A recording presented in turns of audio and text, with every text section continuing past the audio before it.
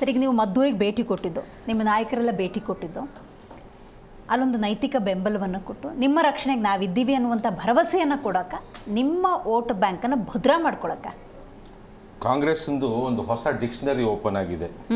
ಏನಂತ ಹೇಳಿದ್ರೆ, ಯಾರು ಸಮಾಜಘಾತಕವಾದಂತಹ ಕೆಲಸವನ್ನು ಮಾಡ್ತಾರೋ ಅವರಿಗೆ ಬ್ರದರ್ಸ್ ಅಂತ ಹೇಳೋದು, ತಲೆ ಮೇಲೆ ಕಲ್ಲು ಹಾಕೋದು, ಬಾಂಬ್ ಹುಟ್ಟಿಸೋದು, ಬೆಂಕಿ ಹಾಕೋದು, ಇವಕ್ಕೆಲ್ಲ ಸಣ್ಣ ಪುಟ್ಟ ಘಟನೆ ಅಂತ, ಅದು ಕಾಂಗ್ರೆಸ್ನ ಡಿಕ್ಷನರಿ, ಅದು ಸಣ್ಣ ಪುಟ್ಟ ಘಟನೆ ಅಂತ ಹೇಳೋದು.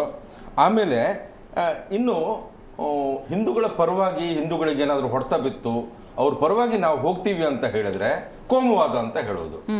ಹಿಂದೂಗಳ ಪರವಾಗಿ ಮಾತನಾಡುವುದು ಅವರು ಕಾಂಗ್ರೆಸ್ನ ಡಿಕ್ಷನರಿಯಲ್ಲಿ ಕೋಮುವಾದ. ಆಮೇಲೆ ಅನ್ಯಮತೀಯರು ಏನಾದರೂ ದಂಗೆ ಎಬ್ಬಿಸಿದ್ರೆ,